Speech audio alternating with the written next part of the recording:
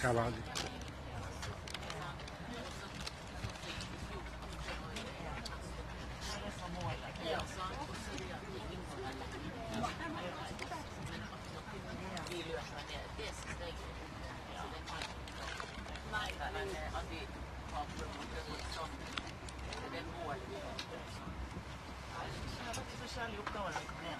Ja, det var veldig greit. Jeg var så sikker på.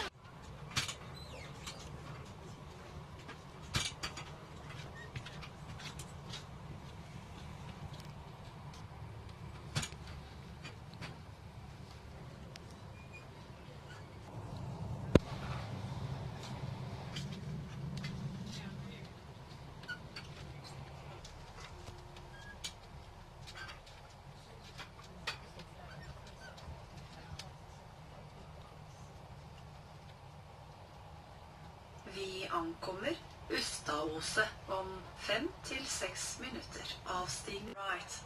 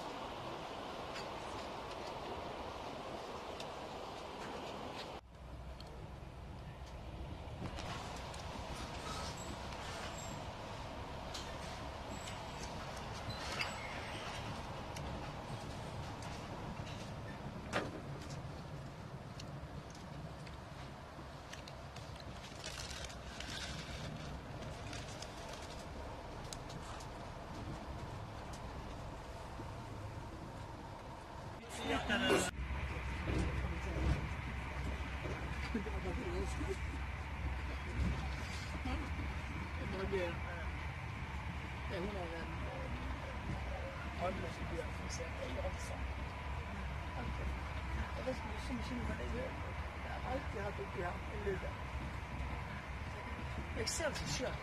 Jeg så det når hun viste det. Du kan jo kjenne igjen. Kjenne igjen det. Hun kan alle sånn som kan se sånne ting. Folk i kjøksel, for eksempel, så viser hun liksom du kan drepe deg når du ser, og du ser så tydelig at de gjør Gud det gjør det. Så først når det er en liten slik, jeg tror alle de stemme. Du kan sitte her. Du kan det her. Sikkert da, men jeg vet at jeg sitter der. I dag så kan jeg alltid sitte der.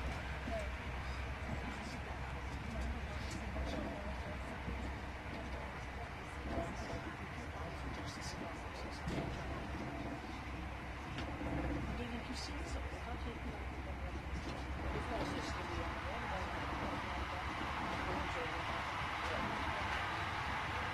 Du vet hva det er nær, jeg synes det er det.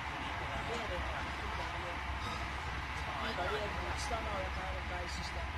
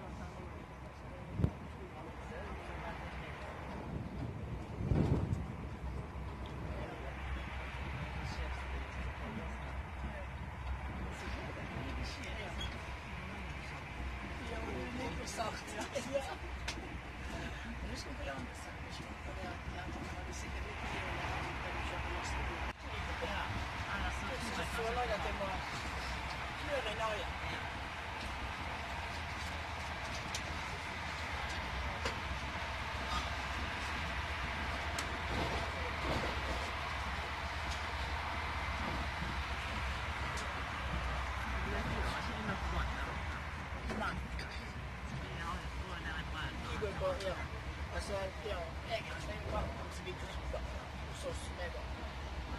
Jeg tror ikke det var noe for oss å stillestående her i stedet.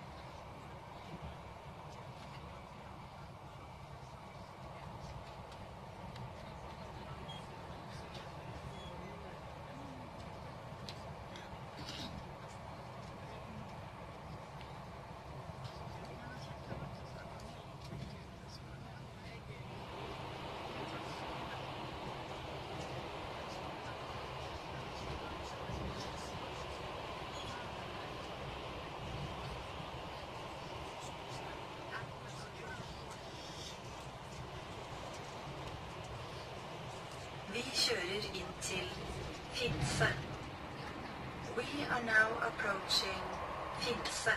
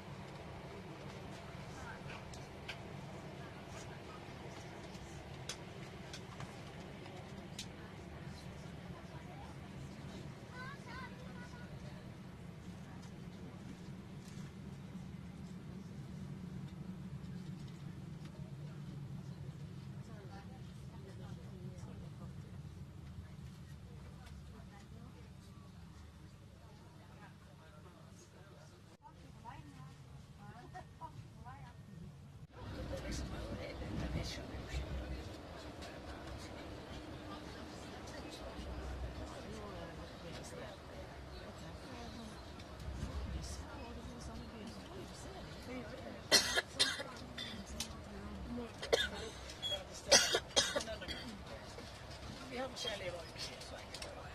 Men hvor var det med søsteren din, Siri da?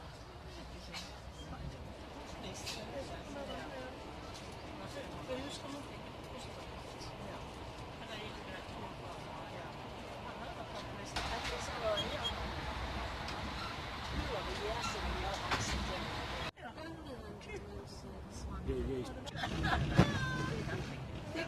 Vi kjører inn til Myrdal. We are now approaching Myrdal.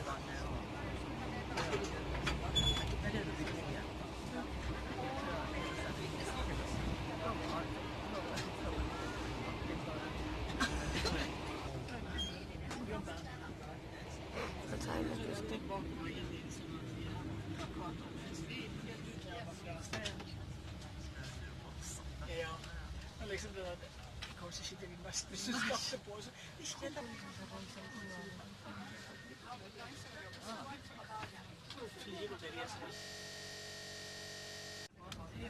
Det her var veldig bra tok her da, men det kommer meg opp. Der går du ned et stykke, og så går det liksom rundt. Ja, det går litt opp, men ikke noe sånn. Ja, så skal jeg reise til det.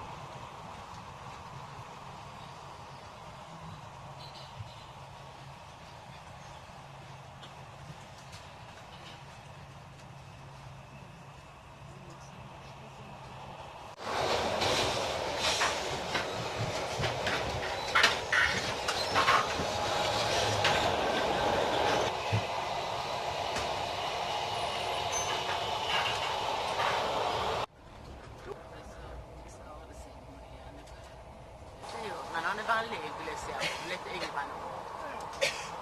Men altså, det er jo dyrt, vet du. Det er jo dyrt å eie. Sant, og du er alene.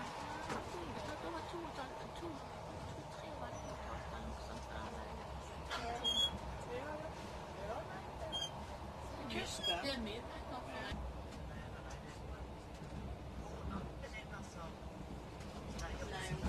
Bare rart med denne leiligheten for det der.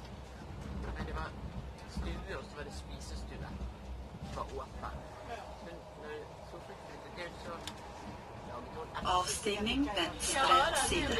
We will arrive at Voss in about 5 to 6 minutes. Platform on the left. Jeg tenker helt annerledes enn hva vi gjorde.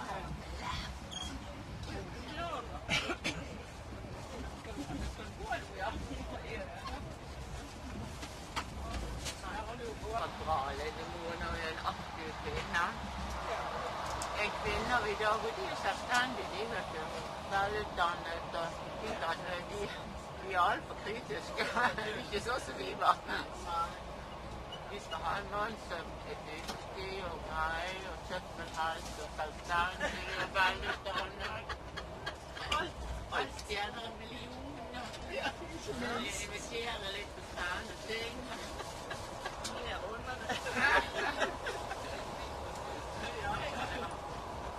Men det er ikke om sånne menn finner. Nei, sikkert ikke. I alle fall ikke så mange av dem. Nei, jeg tror ikke det.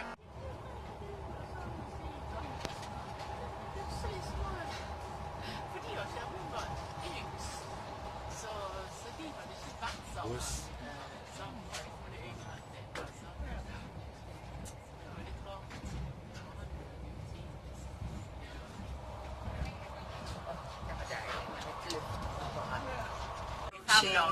Voss. Ja, da bor jo de på, det er jo luksushotell og alt mulig, sant?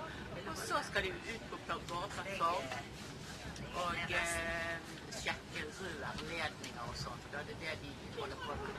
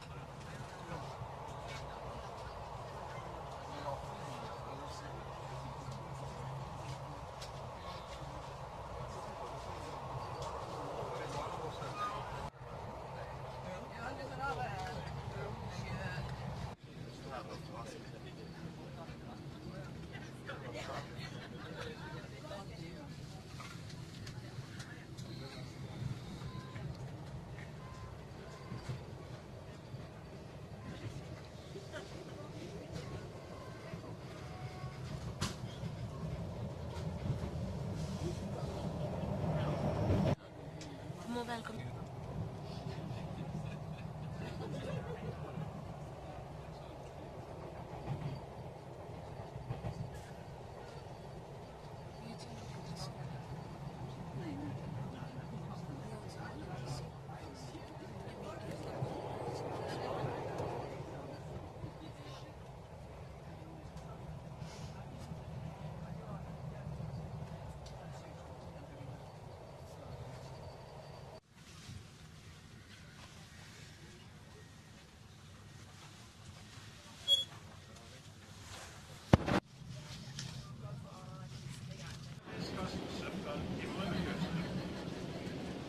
Tack för turen.